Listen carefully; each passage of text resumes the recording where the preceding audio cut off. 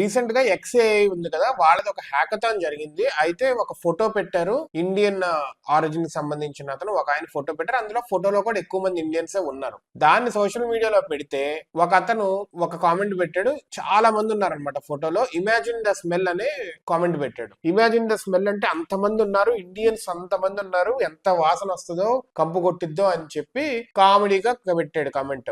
So మొత్తానికి ఆ CEO చూశాడు, వాడిని ఉద్యోగం నుంచి పీకేశాడు. ఆ కంపెనీ ఏ హెడ్ అంటే అతను వాడిని పీకేశారు కంపెనీ నుంచి.